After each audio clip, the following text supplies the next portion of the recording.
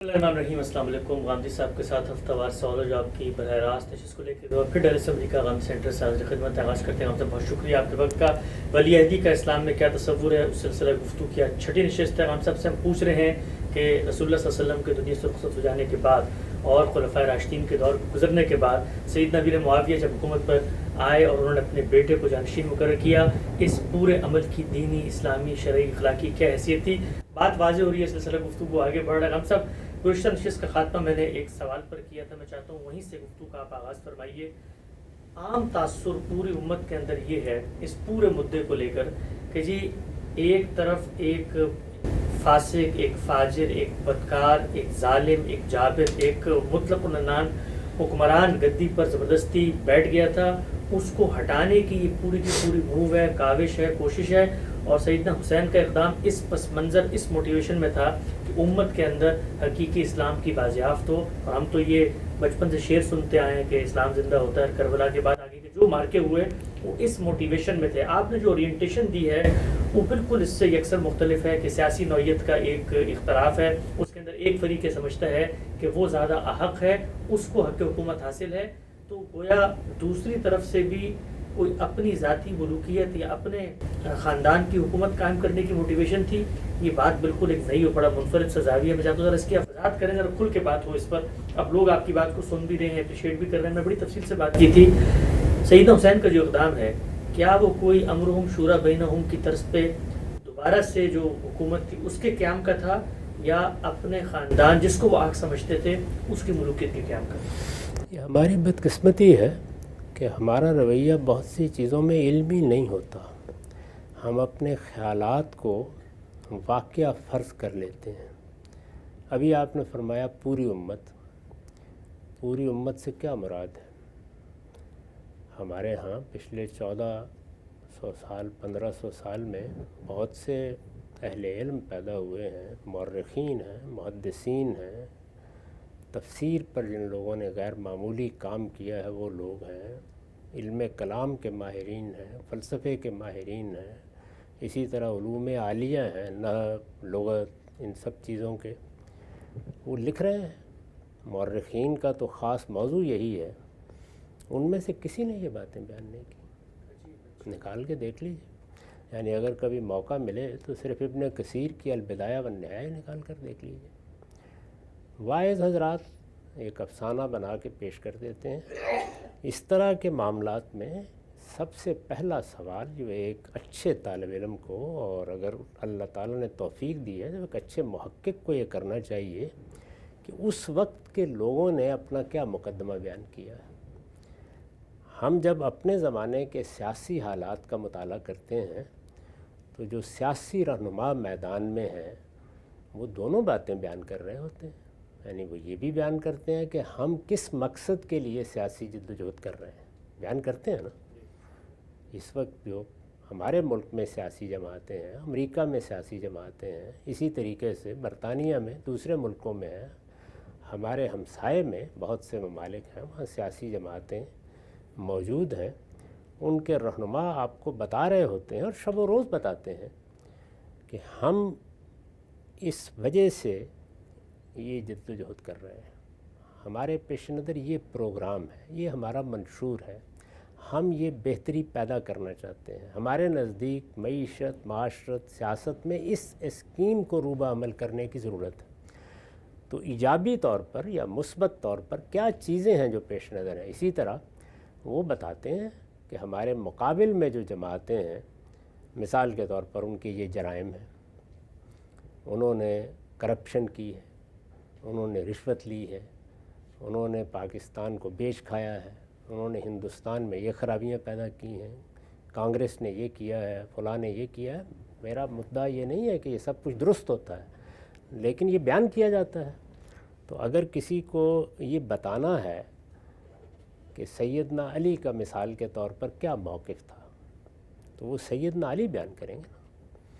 इस वक्त कोई शख्स अगर ये कहे कि सैयदना अली का मौक़िफ़ तो ये था कि रसूलुल्लाह ने अपने बाद मुझे हुक्मरान मुकर्रर कर दिया था, 3 हुक्मरानों ने तो इसका मौका नहीं दिया मुझे, तो अब मैं निकल खड़ा हुआ हूँ, तो ये बात इस वक्त जो लोग कहेंगे उनके कहने पे मान ली जाएगी। آپ کو تاریخ میں جا کے دیکھنا پڑے گا کہ خود سیدنا علی نے جب خلافت سنبھالی یا جب خلافت ان کے پاس نہیں تھی تو انہوں نے اپنے بارے میں کیا بیان کیا. اسی طرح کا معاملہ، یہی اصول سیدنا حسین کے بارے میں ہونا چاہیے، یہی اصول سیدنا حسن کے بارے میں ہونا چاہیے، یہی اصول معاویہ رضی اللہ عنہ کے بارے میں ہونا چاہیے. یعنی سب لوگ اپنا کیا موقف بیان کر رہے ہیں، وہ اس وقت کی سیاست کے میدان میں ہیں، اپنی رائے بیان کر رہے ہیں، اپنا نقطہ نظر بیان کر رہے ہیں، اپنا استحقاق بھی بیان کر رہے ہیں. اگر کہیں بیان کر رہے ہیں تو یہ بتائیے. اس سے پہلے بھی آپ نے یہ سوال کیا تھا تو میں نے یہ پوچھا تھا کہ میں ایک طالب علم ہوں، ذرا مجھے کسی مستند تاریخی روایت میں بتا دیجئے کہ سیدنا حسین رضی اللہ عنہ نے خود ان میں سے کوئی بات کہی ہو. یعنی یزید کی یہ فرد قرار داد جرم بیان کی ہو تو مجھے بتا دیں کہاں بیان کی ہے، یا یہ کہا ہو کہ امرہم شورا بینہم کے تقاضے پورے نہیں ہو رہے، جمہوری حکومت قائم نہیں ہو رہی تو اس وجہ سے میں میدان میں اترا ہوں. تو اس طرح کی کوئی چیز اگر کہنی ہے تو ان بزرگوں کو پہلے کہنی ہے. ہم اپنے تخیلات کے گھوڑوں پر پرواز کر کے نئی دنیایں دریافت کر کے نہیں لا سکتے. تاریخ یہ تقاضا کرے گی کہ آپ یہ بتائیے کہ ان کا موقف کیا تھا. اس وقت کی دنیا میں آپ کے سیاسی رہنما ہیں، روز اپنے موقف بیان کرتے ہیں، اس میں بھی بعض اوقات افواہیں اڑ جاتی ہیں. ابھی میں آج دیکھ رہا تھا کہ ہمارے ملک کے وزیر اعظم جو اس وقت وزیر اعظم ہیں وہ یہ بیان فرما رہے ہیں کہ فلاں اور فلاں معاملے میں میرا جو موقف بیان کیا گیا ہے وہ میرا موقف نہیں ہے. تو بارہا ایسا ہو جاتا ہے کہ اس دنیا میں، یعنی جس میں ریڈیو ہے، ٹیلی ویژن ہے، سوشل میڈیا ہے، معلوم نہیں کیا کیا ذرائع ہیں، ایک طوفان ہے، ہر طرف کیمرے موجود ہیں، وضاحت کی ضرورت پڑتی ہے نا.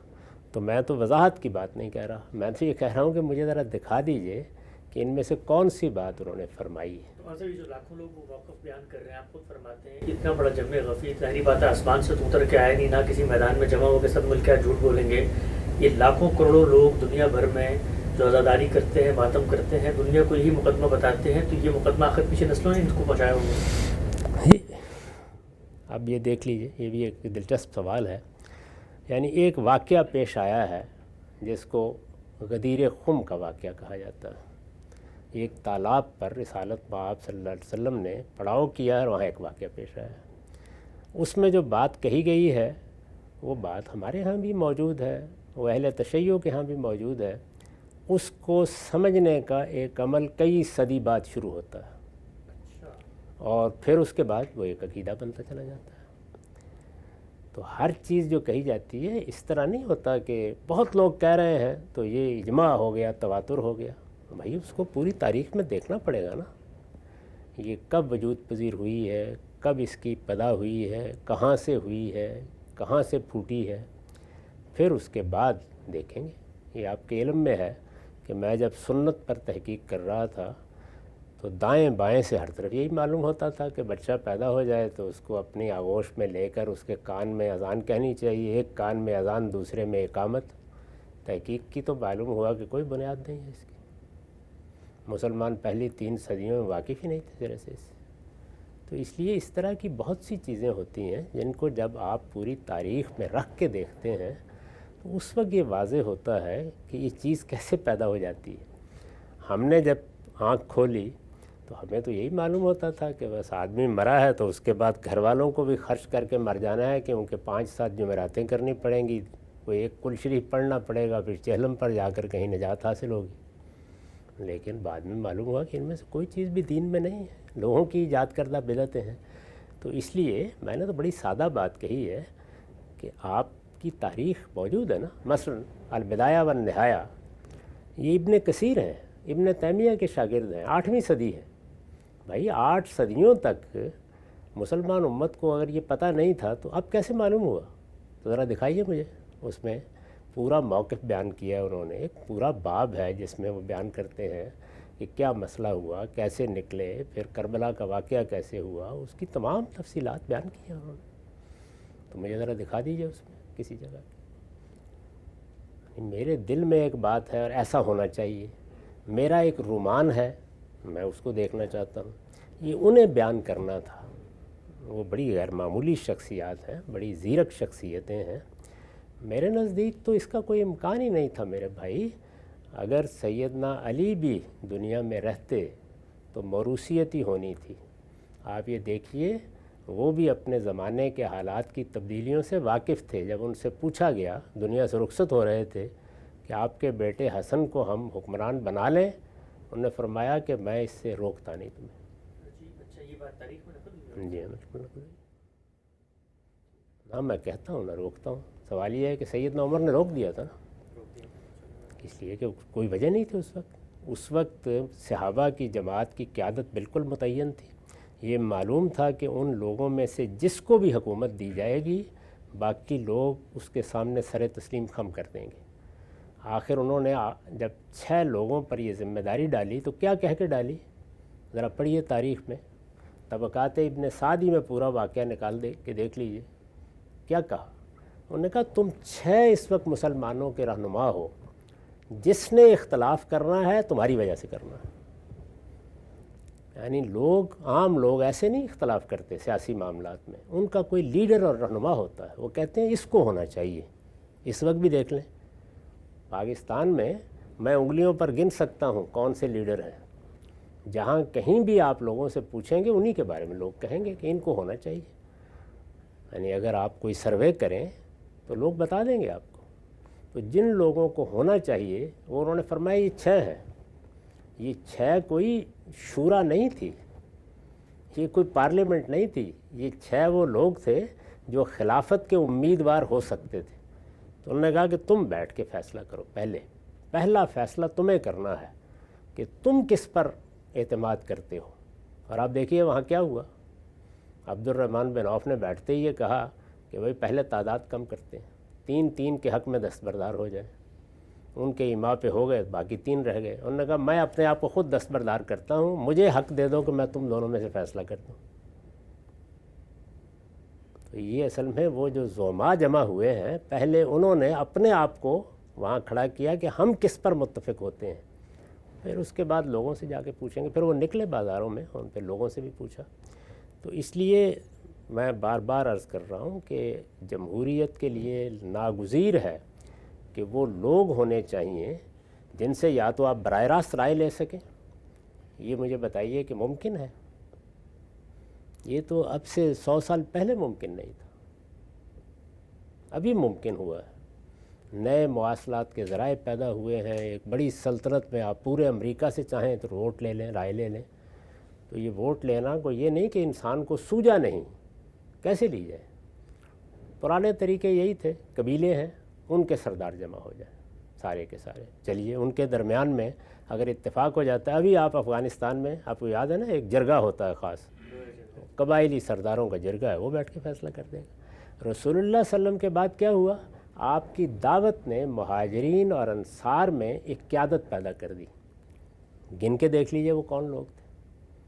ابو عبیدہ بن الجراح ہیں, معاذ بن جبل ہیں, صدیق و فاروق تو خیر گلہائے سرسبد ہیں, سیدنا عثمان ہیں, سیدنا علی ہیں, زبیر رضی اللہ عنہ ہیں, طلحہ, یہی لوگ ہیں. عبد الرحمن بن عوف ہیں. یہ کوئی 8 10 12 لوگ ہیں جن کے بارے میں معلوم ہے کہ یہ اس وقت اصل میں مسلمانوں کی وہ جو جماعت پیدا ہوئی ہے, 1,20,000 کے قریب زیادہ سے زیادہ تعداد بیان کی جاتی ہے. ہمارے ہاں ایک چھوٹی سی کانسٹیٹنسی میں 2-2.5 لاکھ 3 لاکھ لوگ ہوتے ہیں. 1,20,000 کے قریب لوگ ہیں, اور جزیرہ نما عرب کی حد تک ہے. تو یہ لوگ فیصلہ کر دیں گے, لوگ مان لیں گے. اور یہ سب کے سب ہجرت کی وجہ سے مدینہ میں جمع ہوئے تھے. اسی لیے مدینہ ہی کی حد تک لوگوں کی رائے, لوگوں کی یعنی ان زعماء کی رائے لینا بالکل ممکن تھا. صورتحال تبدیل ہو گئی, صحابہ پھیل گئے, تابعین کی بڑی جماعت وجود میں آ گئی, سلطنت 3 بر اعظموں تک پہنچ گئی, لاکھوں لوگوں کا اضافہ ہو گیا. اب اس کے بعد کیا طریقہ اختیار کیا جائے؟ تو کوئی طریقہ نہیں تھا. جس کے ہاتھ میں بھی اقتدار آتا اس کو ملوکیت ہی قائم کرنی تھی, کوئی اور چارہ نہیں تھا. اچھا ذرا لیڈروں پر نگاہ ڈال کے دیکھیے. یعنی باقی سارے کے سارے لوگ دنیا سے رخصت ہو گئے تھے, لیڈر کون تھے؟ جب یزید کی نامزدگی ہوئی ہے, ابو بکر کے بیٹے عبد الرحمن رضی اللہ عنہ, عبد الرحمن بن ابی بکر, یعنی وہ لوگ معاویہ رضی اللہ عنہ نے گن کے بتایا نا کہ یہ لوگ ہیں جن کے درمیان اختلاف ہوگا. عمر رضی اللہ عنہ کے بیٹے عبداللہ ابن عمر دیکھیے نا. زبیر رضی اللہ عنہ کے بیٹے عبداللہ ابن زبیر. علی رضی اللہ عنہ کے بیٹے حسن اور حسین. تو بھائی موروثیت وجود میں آ چکی تھی, کوئی چارہ نہیں تھا اس کے سوائے. یاد رکھیے ہمیشہ, اگر آپ ایسے نمائندگان یا ایسے ریپرزنٹیٹیو کا ایوان نہیں بنا سکتے کہ جس پر لوگوں کا اعتماد ہو اور یہ کہا جا سکے کہ یہ فی الواقع ریپرزنٹیٹیو نمائندہ لوگ ہیں, اگر نہیں بنا سکتے جمہوریت نہیں آ سکتی. پھر ملوکیت ہی آئے گی. وہی بہترین نظام ہوتا ہے. سیاست میں پہلا فیصلہ سیاسی استحکام کے حق میں کیا جاتا ہے. تو اس لیے جو بھی آتا اس کو یہی کرنا تھا. وہ بڑے زیرک لوگ تھے, وہ حالات کو دیکھ چکے تھے, جو کچھ تبدیلی آ گئی تھی اس کو بھی دیکھ چکے تھے, اس میں کوئی اور راستہ ہی نہیں تھا. یہی اس وقت کے رہنما تھے. سب کے سب ان جلیل القدر لوگوں کے بیٹے ہیں جو اقتدار سنبھال چکے تھے اس سے پہلے, یا جن کی کوئی حیثیت تھی اس معاملے میں. تو اس لیے میرے نزدیک یہ صرف رومانوی باتیں ہیں, ان کی کوئی حقیقت نہیں. سب سے بڑا یہ اہم اور بڑا منفرد نقطہ ہے, مشکل ہے ہضم کرنا, لیکن قاضی صاحب کی زبانی آج ہم نے سن لیا ہے. اس پہ انشاءاللہ مزید غور و فکر بھی کریں گے. یہ جو بحث تھی قاضی صاحب 6 نشستوں میں پائے تکمیل تک پہنچ رہی ہے. پھر میں انشاءاللہ اس پوری بحث کے بعد 100 کے قریب وہ سوالات ہیں جو غامدی صاحب کے اس پورے موقف پہ اور گزشتہ اس سے پہلے جو ہم نے معاویہ ایک منفرد زاویہ نظر اختلافات کو سمجھنے کا اس پر کی تھی, موصول ہوئے ہیں. ذرا تلخ نوعیت کی چیزیں ہیں, ایسی باتیں ہیں جو لوگ براہ راست غامدی صاحب سے اپنے جذبات کا اظہار کرنا چاہتے ہیں. ذرا تند و تیز اور رام صاحب نوکیلی کمنٹ سے میں چاہتا ہوں ایک ایک کر کے آپ کے سامنے رکھوں گا تاکہ ایک عام آدمی کا ذہن بھی آپ سمجھیں اور براہ راست اس الجھن کو بھی سلجھا دیں. آخری سوال آج کی نشست کا میں آپ سے پوچھنا چاہتا ہوں. دونوں طرف کا آپ نے موقف بتایا, پوری چیز ترتیب سے آگے بڑھی. جو دوسرا فریق ہے یزید کا اس زمانے میں, سیدنا حسین کے بارے میں آپ نے بتایا بھی سیاسی اختلاف ہے, ایک پس منظر موجود تھا, انہوں نے کوئی اقدام نہیں کیا, نکل گیا. کیا دوسرا فریق آپ اس کو یہ مارجن دینے پہ تیار ہیں کہ وہ یہ سمجھے کہ نہیں یہ سیاسی اختلاف محض سیاسی اختلاف نہیں ہے بلکہ اقدام کی نوعیت آ گئی ہے, اس سے آگے بڑھ کے خروج کی ابتدا ہو گئی ہے, وہاں پر بیعت لی جا رہی ہے. اس کے تصور میں وہ بیعت ایک نظم حکومت قائم کرنے کی بیعت تھی. تو پھر آپ کا تو معاملہ یہ ہے نا کہ آپ ہر آدمی کی جگہ کھڑے ہو کے اس کا موقع سمجھتے ہیں, تو پھر ان کو بھی مارجن دے, انہوں نے جو اقدام کر دیا اس کے بعد. یہ ہر حکومت ایسے ہی کرتی ہے. یہ آپ کے علم میں ہے کہ ہمارے ہاں 2 بڑے حادثے پیش آ گئے تھے. آپ ذرا اٹھا کے دیکھیے اپنے قریب کی تاریخ, یہ ہمارے سامنے پیش آئے ہیں. مثلا لال مسجد کا حادثہ ہمارے سامنے پیش آیا نا, ہم نے اس کو خود دیکھا ہے. اس میں بھی ایک حکومت کا موقف ہے, ایک ان لوگوں کا موقف تھا. منہاج القرآن کا حادثہ, 14 کے دھرنوں کا حادثہ, یہ سب ہمارے سامنے ہوئے ہیں. ان میں 2 موقف ہوتے ہیں, اس میں کوئی شک نہیں ہے. لیکن اسلامی قانون موجود ہے, یعنی اسلامی قانون کو تو تبدیل نہیں ہونا, وہ تو موجود ہے نا. یہ سیاسی لحاظ سے بھی سمجھ لیجئے, دور حاضر میں 4 بنیادی سیاسی اقدار ہیں. جمہوریت, قوموں کا حق خود ارادی, انسان کے بنیادی حقوق اور قانون کی حکمرانی. ہم دور حاضر میں کھڑے ہیں. ان میں سے قانون کی حکمرانی اس وقت بھی مانی جاتی تھی, ہمارے فقہا نے اس کو قائم کر دیا تھا, اور بارہا بڑے ہی غیر معمولی حالات میں اس قانون کو پیش کیا ہے, اور بادشاہوں نے اس کے سامنے سر جھکایا ہے. اس وجہ سے ہم تو یہ دیکھیں گے کہ اسلامی قانون کی روح سے کیا اسے بغاوت قرار دیا جا سکتا ہے. زیادہ سے زیادہ آپ یہ کہہ سکتے ہیں کہ بغاوت کا اندیشہ پیدا ہو گیا ہے. اس کا امکان ہے کہ کوفہ میں یہ بغاوت ہو جائے. اس کے حق میں استدلال کیا جا سکتا ہے. مسلم بن عقیل آئے ہیں, لوگوں نے ان کے ہاتھ پر بیعت بھی کی ہے, وہ خفیہ طور پر داخل ہوئے ہیں, اور سیدنا حسین بھی آ رہے ہیں. یہ بھی کہا جا سکتا ہے کہ حکومت کے پاس اطلاعات بھی ہوں گی. میں یہ عرض کر چکا ہوں کہ وہاں پہ شیعان علی کی بڑی اکثریت تھی, اور لوگ بڑی محبت کرتے تھے سیدنا علی کے ساتھ بھی اور ان کی اولاد کے ساتھ بھی. یہ صورتحال مانی جا سکتی ہے. اصل سوال یہ ہے کہ اسلامی قانون اس کی اجازت دیتا ہے کہ جب تک اس طرح کا کوئی معاملہ بالفعل نہ ہو جائے آپ لوگوں کو قتل کرنا شروع کر دیں. تو میں نے تو اس زاویے سے بتایا ہے کہ اس کو مان بھی لیجئے تو کیا کرنا چاہیے تھا, یعنی ان کو واپس بھیج دیا جاتا. وہ اگر اپنے خاندان کے ساتھ, اپنے احباب کے ساتھ وہاں منتقل ہو رہے تھے تو کہیں قیام فرماتے, تو قیام فرمانے دیا جاتا. بلکہ میں تو اس سے آگے بڑھ کے کہوں گا کہ استقبال کرنا چاہیے تھا اور ان کو بہت عزت کے ساتھ لے جانا چاہیے تھا۔ حکومت اس پوزیشن میں تھی کہ وہ باہر کھڑے ہو کر اتنا بڑا مارکا برپا کر دے، تو اس پوزیشن میں نہیں تھی کہ معاملات کو امن کے ساتھ کنٹرول کر لیں۔ اس میں غلطی ہوئی ہے، اس کے لیے کوئی جواز نہیں ہے۔ اگر خروج کا اندیشہ بھی ہے، بغاوت کا اندیشہ بھی ہے، تو جب تک بغاوت عملاً برپا نہیں ہو جاتی آپ کو پریونٹیو اقدامات کرنے کا حق ہے، کسی کو مار دینے کا حق نہیں ہے۔ میں نے بتا دیا آپ کو کہ انسانی جان کے بارے میں اللہ کا قانون یہی ہے کہ 2 ہی صورتوں میں لی جا سکتی ہے، کوئی تیسری صورت ہو ہی نہیں سکتی، یا قصاص میں، یا کسی نے فساد پیدا کر دیا ہے، لوگوں کی جان مال آبرو کے لیے خطرہ بن گیا ہے، ڈاکہ ڈالنے کے لیے اٹھ کھڑا ہوا ہے، امن و امان کو درم برم کر رہا ہے، تو آپ اس کے خلاف اقدام کر سکتے ہیں۔ ان میں سے کوئی ایک اقدام کسی درجے میں بھی سیدنا حسین نے نہیں کیا تو آپ کو ان کو قتل کر دینے کا حق کیسے حاصل ہو گیا؟ میں نے اس سے پچھلی نشست میں بھی عرض کیا تھا کہ یہ شہادت سر تسر ایک مظلومانہ شہادت ہے، کوئی شخص بھی اس کے لیے اپنا کوئی عذر پیش نہیں کر سکتا۔ ایسا نقطہ نظر آپ کا واضح ہوا۔ عظیم 6 نشستوں پر مشتمل ولی عہدی اور اس کی شرعی حیثیت کی گفتگو بعد تکمیل تک پہنچتی ہے۔ اسلام میں اصل تصور امرهم شورى بینہم کا ہے، اس پر عمل ممکن نہ رہے تو غام صاحب کے مطابق دین اجازت دیتا ہے متبادل راہوں پہ جا سکتا ہے۔ سیدنا امیر معاویہ نے ملوکیت کی ہی متبادل راہ اپنائی، بیٹے کا انتخاب اسی پس منظر میں ہے۔ سیدنا حسین نے ایک سیاسی نظام کو سامنے رکھتے ہوئے اس سے اتفاق نہیں کیا اور پھر ان کی ناحق شہادت ہوئی۔ ہم سب گفتگو مکمل ہو چکی ہے، 100 کے قریب سوالات میرے ہاتھ میں ہیں۔ پہلا سوال آپ کی خدمت میں رکھتا ہوں۔ حضرت امیر معاویہ اور حضرت علی کے بارے میں آپ کی گفتگو سے ایسا محسوس ہوتا ہے کہ آپ حق پرستی کا ساتھ دینے کے بجائے مسلک پرستی کر رہے ہیں۔